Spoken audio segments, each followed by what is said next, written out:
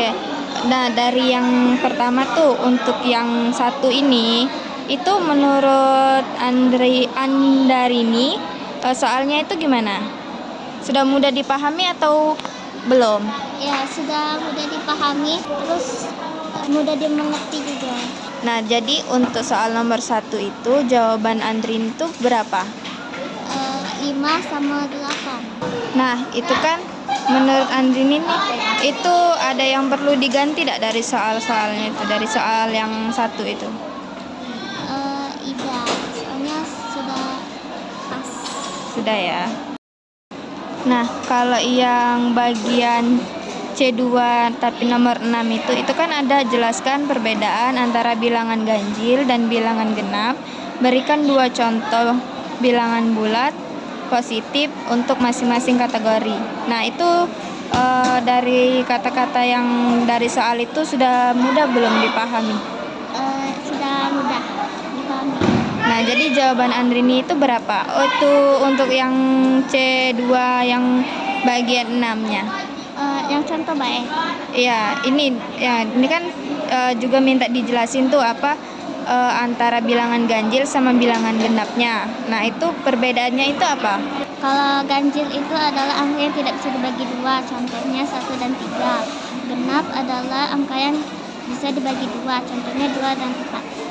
Nah, dari soal yang itu perlu ada yang diganti tidak dari kata-katanya ataupun cara bahasanya? Tidak, sudah bagus bahasanya.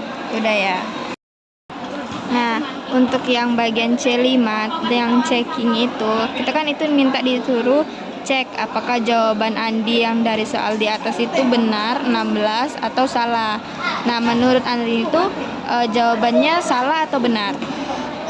Jawaban Andi itu salah karena jawaban Andi tidak sesuai urutan mengerjakannya, karena harus dikerjakan perkalian dulu baru berjumlahan. Ya, jadi bagaimana cara pengerjaannya itu? Caranya 5 dikali 2 sama dengan 10 ditambah dengan 3 sama dengan 13. Nah, itu kan sudah tuh Andi jawabannya 13. Nah, menurut Andi ini soalnya itu ada yang perlu dibenarin nggak dari biar siswa tadi biar mudah dipahaminya? Tidak, karena mudah dipahami. Oke. Nah, itu kan kakak ada soal tuh. Nah, untuk yang C1 bagian 1 itu kan manakah dari angka berikut yang merupakan bilangan bulat positif? Itu kan ada min 3, 0, 5, min 1 sama 8. Nah, menurut Kuding nih dari soal itu sudah mudah belum dipahami untuk siswa? Sudah. Nah, ada enggak kata-kata atau bahasanya tuh yang harus diganti? Ganti.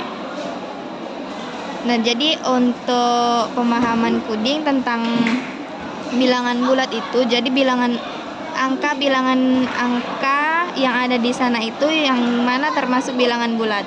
Bilangan bulat 5 dengan 8. Oke.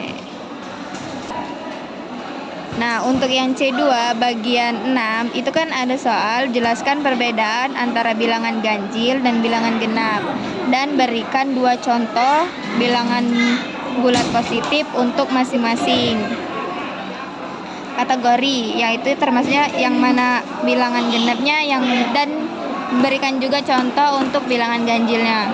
Nah, menurut Kuding dari soal itu sudah mudah belum untuk siswanya tuh dipahami?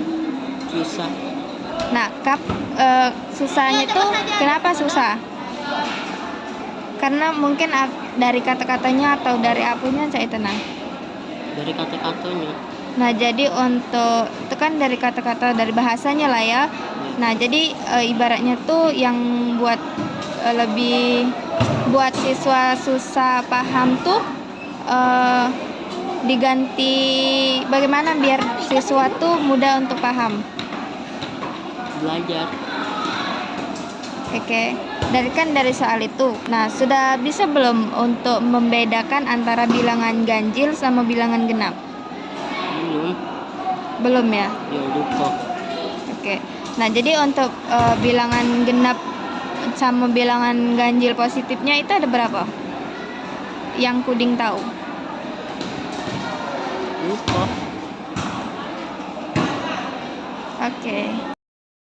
Nah, itu kan ada C5 tentang soalnya itu tentang siswa bernama Andi mengerjakan soal 3 ditambah 5 dikali 2. Itu jawabannya kan 16. Nah, menurut Puding itu jawabannya benar atau salah? Salah. Nah, salah itu jadi jawaban yang benernya itu gimana? Cara pengerjaannya.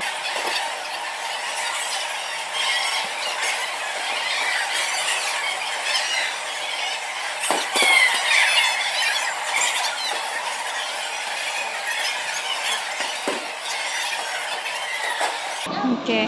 Terus kira-kira dari soal itu menurut Puding bisa mudah tidak dipahami?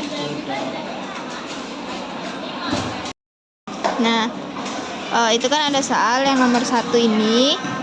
Itu kan manakah dari angka berikut yang merupakan bilangan bulat positif? Itu ada -3, 0, 5, -1 sama 8. Nah, menurut Akila sudah mudah belum untuk soal yang 1 itu dipahami untuk siswa? Sudah mudah belum? Mudah. Nah, apa jadi jawaban Akila bilangan bulat itu berapa saja yang ada angka yang ada di sana? 5, 8. Oke. Jadi dari soal itu sudah mudah dipahami ya. Ya. Nah, untuk yang C2 itu kan ada soal yang bagian 6, itu kan jelaskan perbedaan antara bilangan ganjil dan bilangan genap. Dan juga berikan 2 contohnya untuk masing-masing bilangan tersebut. Bilangan ganjilnya 2, bilangan genapnya 2 kan yang diminta. Nah, menurut Akila, apa perbedaannya antara bilangan ganjil sama bilangan genap? Kalau bilangan ganjil itu besar, kalau bilangan genap itu kecil. Oke. Terus menurut Akila yang 2 contohnya itu berapa saja angkanya yang termasuk bilangan genap sama bilangan ganjil? Kalau bilangan ganjil 12 dan 13, kalau bilangan genap 6 dan 5. 6 dan 5. Nah, untuk dari soal itu kan menurut Akila sudah mudah belum untuk siswa tuh memahami dari soal itu? Saya mudah. Oke. Nah, soal terakhir itu kan ada yang C5, itu kan ada yang minta dicek tuh.